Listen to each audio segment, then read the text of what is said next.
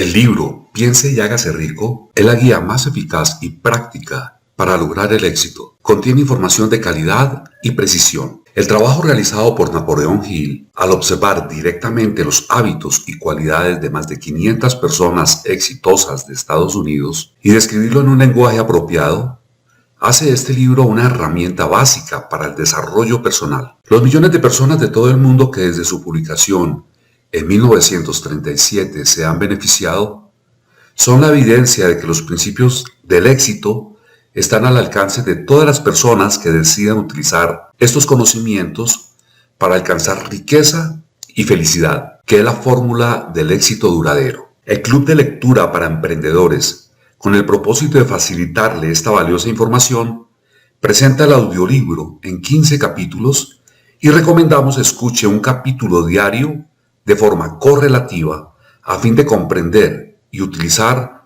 estos valiosos conocimientos. Capítulo 9. La perseverancia. El esfuerzo sostenido necesario para mover la fe. El octavo paso hacia la riqueza. La perseverancia es un factor esencial para el procedimiento de transformar el deseo en su equivalente monetario. El fundamento de la perseverancia es la fuerza de voluntad. Cuando la fuerza de voluntad y el deseo se combinan adecuadamente, forman una asociación irresistible. En general, a los hombres que acumulan grandes fortunas se les considera personas frías, a veces despiadadas incluso.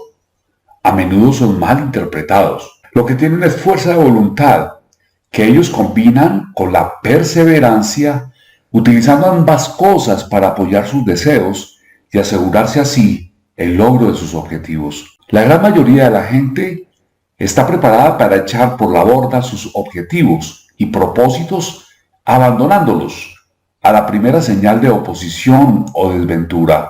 Unos pocos continúan, a pesar de todas las oposiciones, hasta que los alcanzan. Es posible que no exista ninguna connotación heroica en el concepto de perseverancia, pero esa cualidad es para el carácter de un hombre lo que el carbón para el acero. En general, la formación de una fortuna implica la puesta en práctica de los 13 factores de esta filosofía.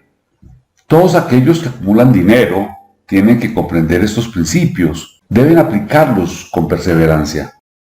Su test de perseverancia. Si usted está siguiendo lo que se dice en este libro con la intención de aplicar los conocimientos que comunica, su primera prueba en cuanto a su nivel de perseverancia se la encontrará cuando empiece a seguir los 6 pasos descritos en el segundo capítulo. A menos de que usted sea una de las 2 personas de cada 100 que ya posee un objetivo marcado que se esfuerza por alcanzar, así como un plan definido para conseguirlo, puede leer las instrucciones y continuar después con su rutina diaria sin llegar a cumplir nunca esas instrucciones. La falta de perseverancia es una de las grandes causas del fracaso. Es más, la experiencia con miles de personas ha demostrado que la falta de perseverancia es una debilidad común a la mayoría de las personas. Se trata de una debilidad que puede superarse mediante el esfuerzo.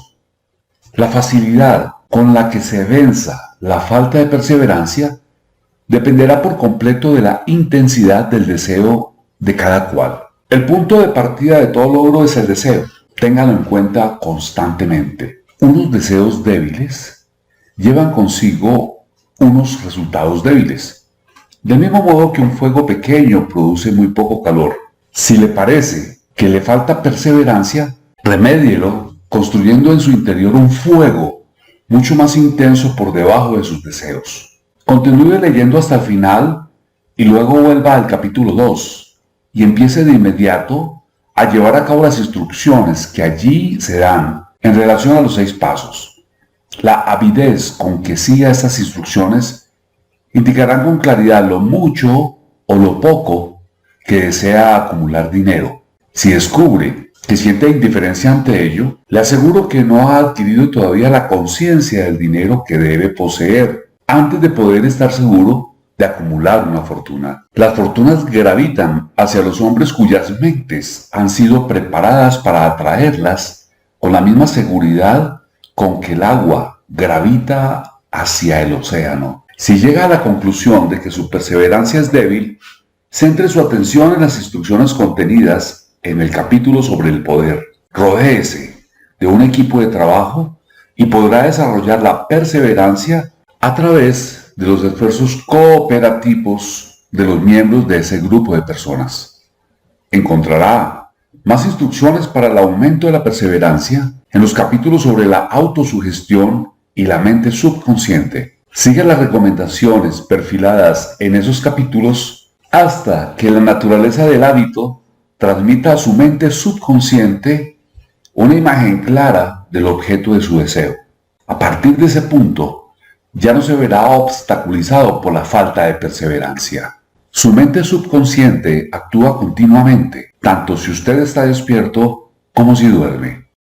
¿Tiene usted la conciencia del dinero o la conciencia de la pobreza? No le será de ningún valor los esfuerzos espasmódicos u ocasionales para aplicar las reglas. Si desea obtener resultados, tiene que aplicar todas las reglas hasta que esa aplicación se haya convertido en un hábito fijo. De ninguna otra forma podrá desarrollar la necesaria conciencia del dinero. La pobreza es atraída hacia la persona cuya mente es favorable a ella, mientras que el dinero es atraído hacia la que se ha preparado deliberadamente para atraerlo y según las mismas leyes. La conciencia de la pobreza se apoderará de la mente que no se ocupe de la conciencia del dinero. Una conciencia de la pobreza se desarrolla sin aplicación consciente de hábitos favorables a la misma.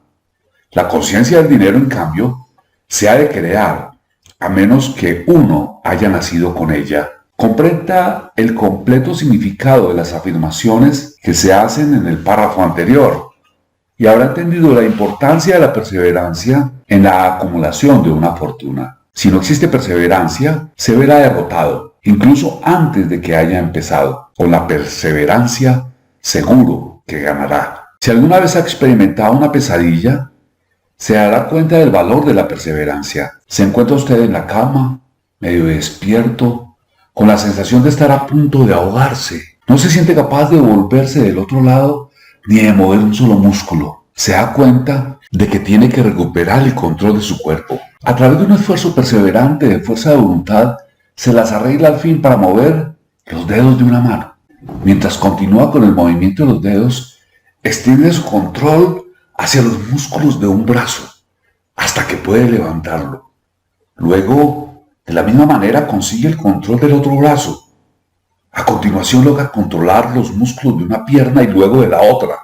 Por último, y con un supremo esfuerzo de voluntad, recupera el control completo de su sistema muscular y entonces logra escapar de su pesadilla. El truco se ha efectuado paso a paso. ¿Cómo librarse de la inercia mental? Es posible que le sea necesario librarse de su inercia mental. Debe hacerlo mediante un procedimiento similar, con movimientos lentos al principio, para luego aumentar poco a poco su velocidad hasta recuperar un control completo sobre su voluntad. Sea perseverante, sin que importe la lentitud con la que se mueva al principio. Con la perseverancia llegará el éxito. Si selecciona con cuidado a su equipo de trabajo, encontrará en él una persona por lo menos que le ayudará en el desarrollo de la perseverancia. Algunos hombres que han acumulado grandes fortunas lo hicieron impulsados por la necesidad. Desarrollaron el hábito de la perseverancia porque fueron impulsados por las circunstancias y tuvieron que llegar a ser perseverantes. Quienes han cultivado el hábito de la perseverancia parecen disfrutar de una especie de seguro contra el fracaso. No importan las veces que se vean derrotados, siempre terminan por subir el último peldaño de la escalera. A veces parece como si tuvieran un guía oculto cuya tarea consistiera en poner a prueba a los hombres por medio de toda clase de experiencias descorazonadoras. Aquellos que después de la derrota se levantan y siguen intentando llegar, terminan por lograrlo. Entonces el mundo entero grita: ¡bravo! Sabía que lo conseguirías. El guía oculto no permite que nadie disfrute de grandes logros sin pasar por la prueba de la persistencia. Quienes no la superan tampoco llegan a donde quieren llegar. Aquellos que la superan se ven recompensados por la perseverancia. Como compensación a ella, reciben la consecución de un objetivo que han estado persiguiendo. Pero eso no lo es todo. También reciben algo mucho más importante que la recompensa material: el conocimiento de que cada fracaso lleva consigo la semilla de una ventaja equivalente. Elévese por encima de sus fracasos. Hay excepciones a esta regla. Unas pocas personas conocen por experiencia lo sana que es la perseverancia. Son las personas que han aceptado la derrota solo como algo temporal. Son personas cuyos deseos se aplican de un modo tan perseverante que la derrota acaba por transformarse en victoria. Los que observamos lo que ocurre en la vida, vemos a un número abrumadoramente grande de personas desmoronadas por la derrota, que ya no vuelven a levantarse nunca. Vemos a los pocos que aceptan el castigo de la derrota como una urgencia de hacer un esfuerzo aún mayor. Estos últimos, por fortuna, nunca aprenden a aceptar los reveses de la vida. Pero lo que no vemos, lo que la mayoría de nosotros ni siquiera sospecha que existe, es el poder silencioso pero irresistible que acude al rescate de aquellos que siguen luchando frente al desánimo. Si hablamos de ese poder, lo denominamos perseverancia y lo dejamos tal cual.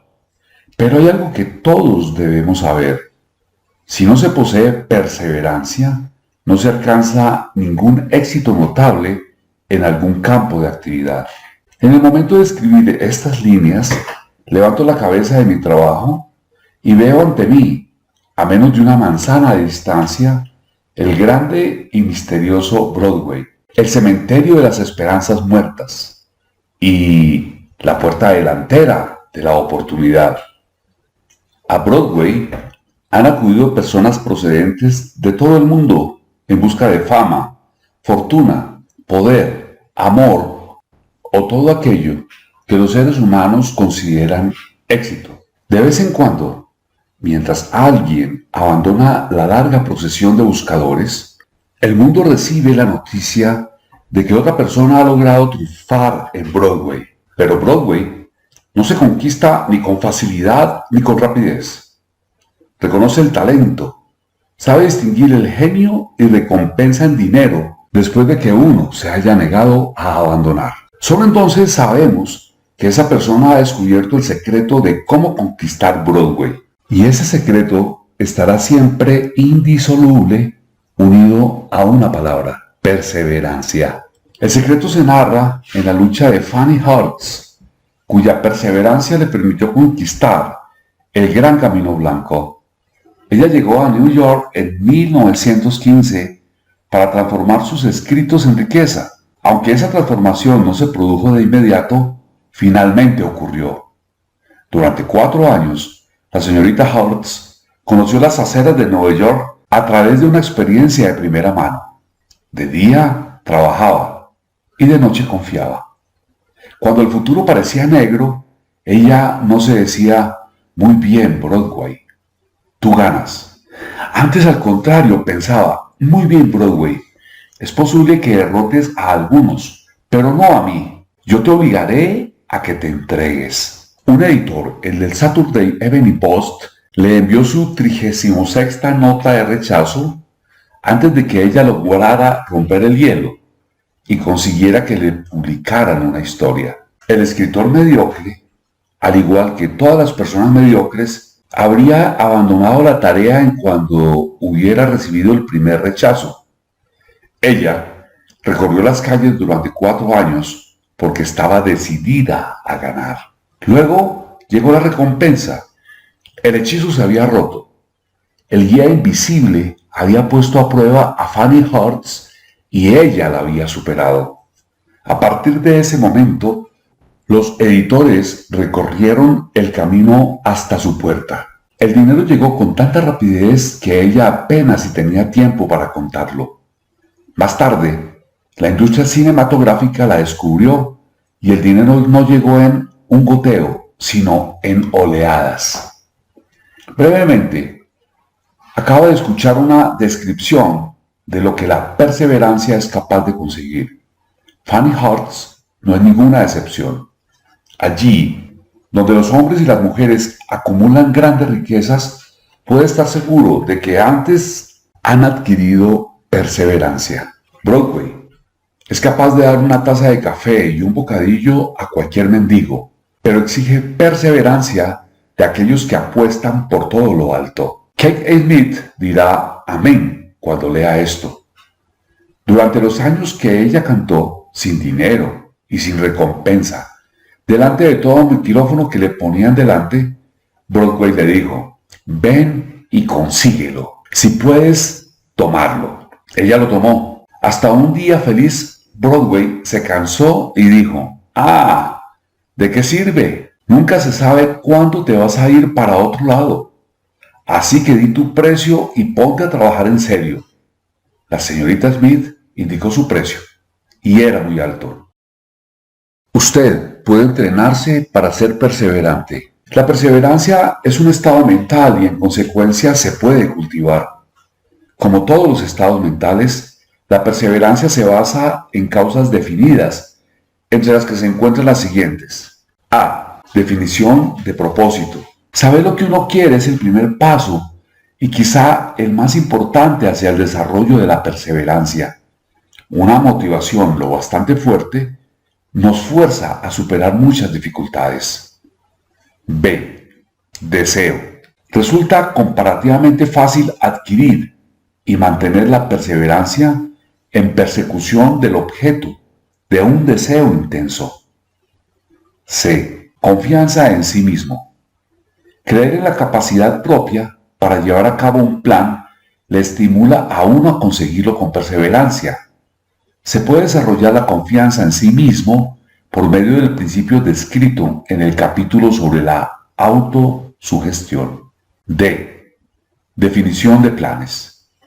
Los planes organizados, aun cuando sean débiles y poco prácticos, estimulan la perseverancia. E. Conocimiento exacto. La perseverancia se ve estimulada por el hecho de saber que los planes de uno son sanos y que están basados en la experiencia o en la observación. Suponer, en lugar de conocer, destruye la perseverancia. F. Cooperación. La simpatía, la comprensión y la cooperación armoniosa con los demás tienden a desarrollar la perseverancia. G. Fuerza de voluntad. El hábito de concentrar los pensamientos propios en la construcción de planes destinados al logro de un propósito definido conduce a la perseverancia. H. Hábito. La perseverancia es el resultado directo del hábito. La mente absorbe y se convierte en una parte de las experiencias diarias de las que se alimenta. El temor, que es el peor de todos los enemigos, puede curarse con toda efectividad por la repetición forzada de actos de valor. Todo aquel que haya luchado en una guerra lo sabe muy bien. Haga su propio inventario de perseverancia. Antes de abandonar el tema de la perseverancia, haga un inventario de sí mismo y determine en qué aspecto particular, si es que hay alguno, le falta esta cualidad esencial. Mídase a sí mismo con valentía, punto por punto, y determine cuántos de los 8 factores de la perseverancia le faltan. El análisis puede conducirle a descubrimientos que le proporcionarán una nueva comprensión de sí mismo. Aquí descubrirá los verdaderos enemigos que se interponen entre usted y un logro notable. No solo hallará los síntomas que le indican una debilidad de la perseverancia, sino también las causas subconscientes profundamente arraigadas de esta debilidad. Estudie la lista con sumo cuidado y mírese a sí mismo con honestidad, si desea realmente saber quién es usted y qué se ve capaz de hacer. Estas son las debilidades que deben dominar todos aquellos que acumulen riquezas. Primero, fracaso a la hora de reconocer y determinar con claridad y exactitud qué es lo que se desea. Segundo, dilación con causa o sin causa. Por lo general, apoyada con toda una serie de justificaciones y excusas. Tercero, falta de interés para adquirir conocimientos especializados. Cuarto, indecisión. El hábito de pasar la pelota en todas las ocasiones, en lugar de abordar los temas de frente, amparada también por numerosas justificaciones. Quinto, hábito de apoyarse en justificaciones, en vez de crear planes definidos para la solución de problemas. Sexto, autosatisfacción. Hay muy poco remedio para esta aflicción y ninguna esperanza para aquellos que la sufren. Séptimo, indiferencia. Habitualmente reflejada en la predisposición al compromiso en todas las ocasiones, antes de afrontar la oposición y luchar contra ella. Octavo, hábito de achacar a otros los errores propios y de aceptar las circunstancias desfavorables como algo inevitable. Noveno, debilidad de deseo, a causa de la negligencia en la elección de los motivos que impelen a la acción. Décimo, predisposición e incluso avidez por abandonar la lucha a la primera señal de derrota, basada en uno o en varios de los 6 temores básicos. Décimo primero, falta de planes organizados, expuestos por escrito y de forma que puedan ser analizados. Décimo segundo, hábito de descuidar el moverse por ideas o de aprovechar la oportunidad cuando se presenta. Décimo tercero, desear en lugar de querer. Décimo cuarto, hábito de alcanzar un compromiso con la pobreza en lugar de aspirar a la riqueza. Ausencia general de ambición de ser, de hacer, de poseer. Décimo quinto, buscar todos los atajos hacia la riqueza, tratando de conseguir, sin estar dispuesto a dar un equivalente justo, lo que suele verse reflejado en el hábito del juego y la tendencia a buscar buenas gangas. Décimo sexto, temor a la crítica y al fracaso, a la hora de crear planes y ponerlos en práctica a consecuencia de lo que otros piensen, hagan o digan. Este enemigo debería estar al principio de la lista, porque, por lo general, existe en la mente subconsciente donde su presencia no suele ser reconocida. Véase los 6 temores básicos en el capítulo posterior. Si teme a las críticas, examinemos algunos de los síntomas del temor a la crítica. La mayoría de la gente permite que parientes, amigos y público en general influyan sobre ellos de tal modo de que no son capaces de vivir su propia vida debido a su temor a la crítica. Muchas personas cometen un error al casarse, pero aceptan la situación y llevan una vida miserable y desgraciada porque temen a la crítica que les harían si decidieran corregir el error.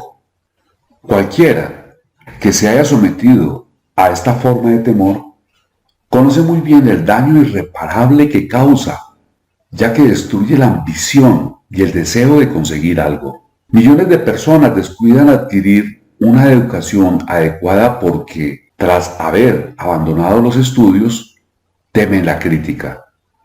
Incontables hombres y mujeres, tanto jóvenes como ancianos, permiten que los parientes echen a pique sus vidas en nombre del deber, porque le temen a la crítica. El deber no exige a ninguna persona que se someta a la destrucción de sus ambiciones personales y del derecho a vivir su vida a su manera. La gente se niega a correr riesgos en los negocios porque temen a la crítica que les harían si fracasaran. En tales casos, el temor a la crítica es mucho más fuerte que el deseo de alcanzar el éxito. Demasiadas personas se niegan a establecer objetivos elevados e incluso descuidan el seleccionar una carrera porque temen a la crítica de parientes y amigos, los cuales puedan decir: no aspires tan alto, porque la gente pensará que estás loco. Cuando Andrew Carnegie me sugirió que dedicara 20 años a la organización de una filosofía del logro individual, el primer impulso de mi pensamiento fue el temor a lo que la gente pudiera decir. La sugerencia me planteaba un objetivo que iba mucho más allá de todo lo que yo hubiera concebido. Con la rapidez de un rayo, Mi mente empezó a buscar justificaciones y excusas, todas las cuales se remontaban al temor inherente a la crítica. Dentro de mí algo me dijo: no puedes hacerlo. El trabajo es excesivo y exige demasiado tiempo. ¿Qué pensarán tus parientes de ti? ¿Cómo te ganarás la vida? Nadie ha organizado jamás una filosofía del éxito. ¿Qué derecho tienes a pensar que puedes hacerlo? ¿Quién eres tú, en cualquier caso, para apuntar tan alto? Recuerda tu humilde nacimiento. ¿Qué sabes tú acerca de la filosofía? La gente pensará que estás loco, y lo pensaron. ¿Por qué no lo ha hecho otra persona antes que tú? Estas y otras muchas preguntas cruzaron rápidamente por mi mente y exigieron mi atención. Parecía como si, de repente, todo el mundo hubiera vuelto la atención hacia mí, con el propósito de ridicularizarme para que abandonase todo deseo de llevar a cabo la sugerencia del señor Carnegie. Dispuse una excelente oportunidad allí mismo, en ese momento, para matar toda ambición antes de recuperar el control sobre mí mismo. Más tarde, después de haber analizado a miles de personas, descubrí que casi todas las ideas nacen muertas y necesitan que se les inyecte el aire de la vida por medio de planes definidos de acción inmediata. La mejor ocasión para cuidar una idea es en el momento que nace. Cada minuto que ésta vive le proporcionará una mejor oportunidad de sobrevivir. El temor a la crítica se encuentra en el fondo de la destrucción de la mayoría de las ideas que nunca alcanzarán la fase de planificación y puesta en práctica.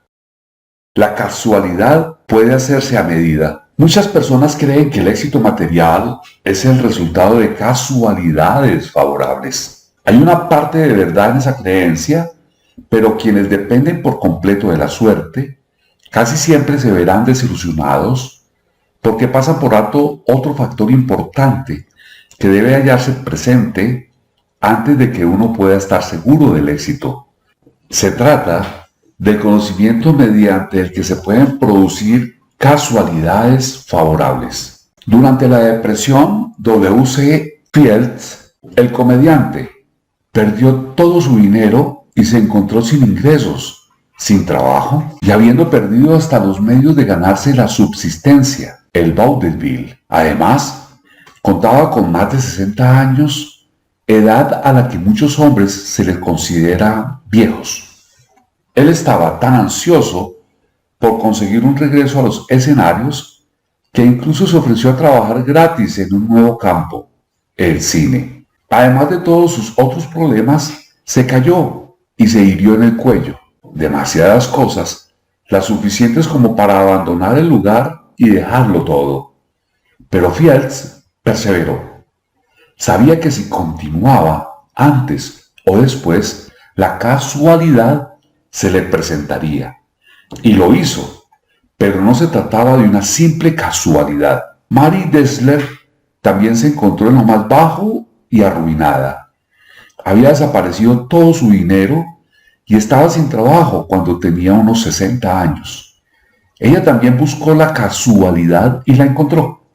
Su perseverancia le produjo un éxito asombroso en el último periodo de su vida, mucho más allá de la edad, en la que la mayoría de los hombres y de las mujeres han abandonado ya su ambición de conseguir algo. Eddie Cantor también perdió su dinero en el crash de la bolsa de 1929, pero aún le quedaban la perseverancia y el valor. Dotado de esas dos armas, más dos ojos prominentes, se explotó a sí mismo hasta alcanzar unos ingresos de $10,000 semanales. Desde luego, si uno tiene perseverancia, se puede llegar muy lejos, incluso sin muchas de otras cualidades. La única casualidad en la que se puede confiar es aquella que uno ha sabido labrarse por sí mismo. Y eso es algo que se alcanza mediante la aplicación de la perseverancia. El punto de partida siempre es la definición del propósito. Examine las primeras 100 personas que encuentre. Pregúnteles ¿qué es lo que más desean en la vida? Y 98 de ellas le contestarán que no son capaces de decírselo. Si las presiona para que le den una respuesta, algunas de ellas dirán seguridad, otras dinero, unas pocas felicidad, algunas otras fama y poder, otras reconocimiento social, una vida cómoda, habilidad para bailar, cantar o escribir. Pero ninguna de ellas será capaz de definir esos términos o de ofrecer una mayor indicación acerca de la existencia de un plan mediante el que confían alcanzar sus deseos expresados de una forma tan vaga. Las riquezas no responden a los deseos, solo a planes definidos, apoyados por deseos concretos alcanzados a través de una constante perseverancia. ¿Cómo cultivar la perseverancia? Hay 4 pasos sencillos que conducen al hábito de la perseverancia. No exigen la posesión de una gran cantidad de inteligencia ni un nivel particular de educación, sino tiempo y esfuerzo mínimos. Los pasos necesarios son: primero, un propósito definido apoyado por un ardiente deseo de cumplirlo. Segundo, un plan definido expresado en una acción continua. Tercero, una mente cerrada a toda influencia y desánimo negativos, incluyendo las sugerencias negativas de parientes, amigos y conocidos. Cuarto, una alianza amistosa con una persona o más capaz de animar a uno a seguir adelante con el plan y con el propósito. Estos 4 pasos son esenciales para el éxito en todos los ámbitos de la vida. Todo el propósito de los 13 principios de esta filosofía consiste en permitir a uno dar estos 4 pasos de forma que se conviertan en un hábito. Son los pasos mediante los que uno puede controlar su destino económico.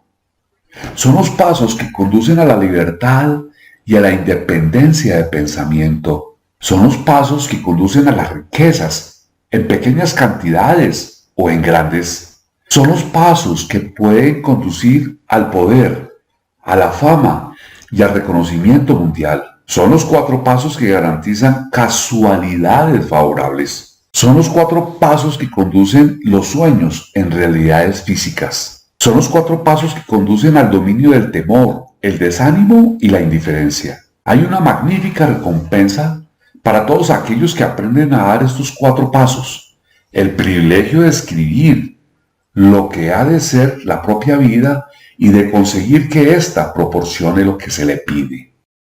¿Cómo vencer las dificultades? ¿Cuál es el poder místico que da a los hombres de perseverancia la capacidad para dominar las dificultades? ¿Acaso la cualidad de la perseverancia despierta en la mente de uno alguna forma de actividad espiritual, mental o química que le permite el acceso a fuerzas sobrenaturales? ¿Es que la inteligencia infinita se pone del lado de la persona que prosigue la lucha aún después de que la batalla se ha perdido, a pesar de que el resto del mundo esté del lado opuesto? Estas y otras muchas preguntas similares surgían en mi mente a medida que observaba a hombres como Henry Ford, que, empezando desde abajo, construyó un imperio industrial de enormes proporciones, contando al principio con poco más de una gran perseverancia. O como Thomas Alva Edison, que con menos de 3 meses de haber asistido a la escuela, se convirtió en el principal inventor mundial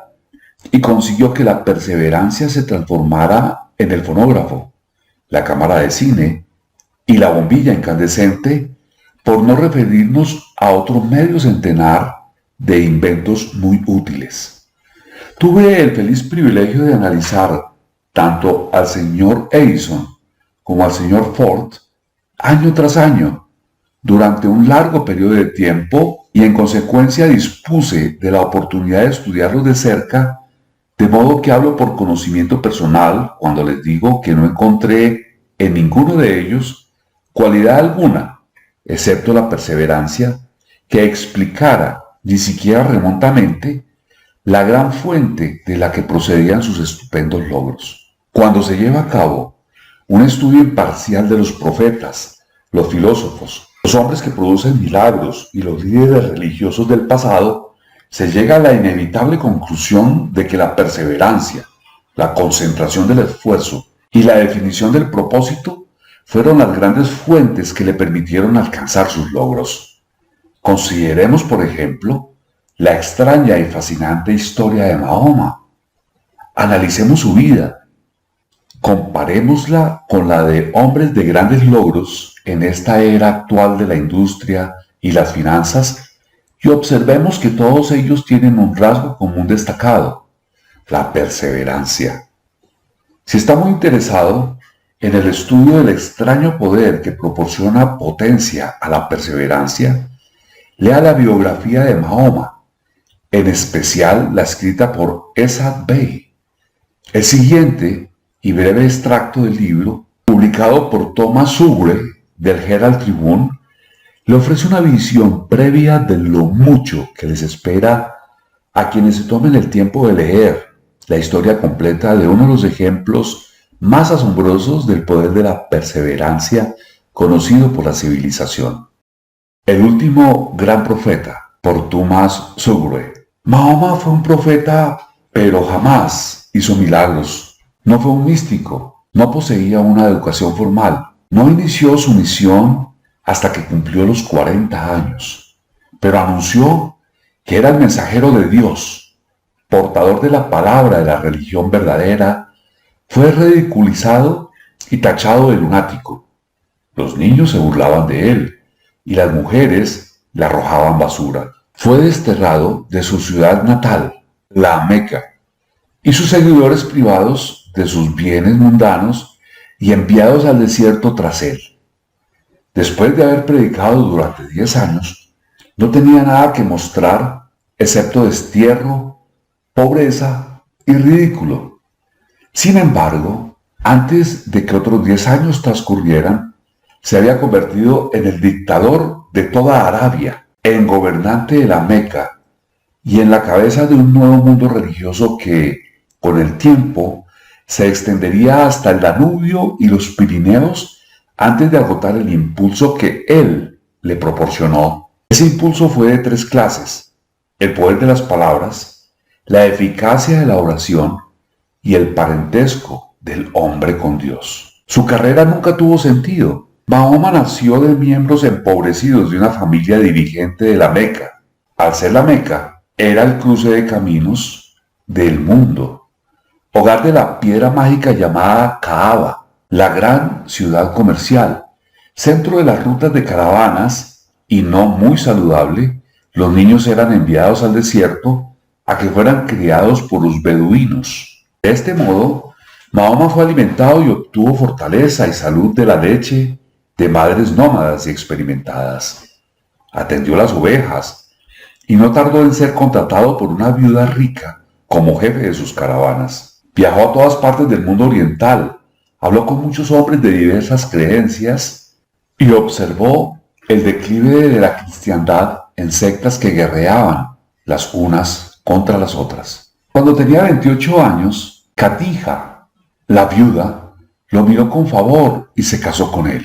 El padre de ella se hubiera opuesto a ese matrimonio, así que ella lo emborrachó y logró que le dieran la bendición paterna. Durante los 12 años siguientes, Mahoma vivió como un rico comerciante, respetado y muy astuto. Luego empezó a deambular por el desierto y un buen día regresó con el primer verso del Corán y le dijo a Khadija que el arcángel Gabriel se le había aparecido y le había dicho que él iba a ser el mensajero de Dios. El Corán, la palabra revelada por Dios, fue lo más cercano a un milagro que Mahoma hizo en toda su vida. No había sido poeta, no tenía el don de la palabra. Y, sin embargo, los versos del Corán, tal y como él los recibió y los recitó con toda fidelidad, eran mejores que cualesquiera versos que los poetas profesionales de las tribus pudieran producir. Eso fue un verdadero milagro para los árabes. Para ellos, el don de la palabra era el mayor don. El poeta era todopoderoso. Además, El Corán decía que los hombres eran iguales ante Dios, que el mundo debería ser un estado democrático, el Islam. Esta herejía política, más el deseo de Mahoma de destruir los 360 ídolos existentes en la plaza de Kaaba, fue lo que le ganó el destierro. Los ídolos atraían a las tribus del desierto a la Meca, y eso significaba comercio. Así que los hombres de negocios de la Meca, los capitalistas, de los que él mismo había formado parte, se echaron sobre Mahoma. Entonces se retiró al desierto y demandó la soberanía sobre el mundo entero. El auge del Islam comenzó. Del desierto surgió una llamarada que no se extinguiría. Un ejército democrático luchando con una unidad y preparado a morir sin pestañear. Mahoma había invitado a judíos y a cristianos a unírsele porque él no estaba creando una nueva religión. Estaba llamando a todos aquellos que creían en un solo Dios a unirse en una sola fe. Si los judíos y los cristianos hubieran aceptado su invitación, el Islam hubiera conquistado al mundo entero. Pero no fue así. Ni siquiera aceptaron la innovación de Mahoma de introducir la guerra humana. Cuando los ejércitos del profeta entraron en Jerusalén, no mataron a una sola persona a causa de su fe. En cambio, cuando los cruzados entraron en Ciudad Santa, varios siglos más tarde, no le fue perdonada la vida a ningún musulmán, fuera hombre, mujer o niño. Los cristianos, no obstante, aceptaron una idea musulmana, el lugar de aprendizaje, la universidad. Escuche el audio de este capítulo varias veces al día para que su subconsciente asimile estos principios y le permita poner en práctica las técnicas que se le indican en este audiolibro. El Club de Lectura para Emprendedores CLPE agradece escriba sus comentarios sobre el tema que más le haya gustado de este capítulo y le invita a escuchar el siguiente capítulo. Asimismo, nos apoya suscribiéndose a este canal para que más personas se beneficien de esta información.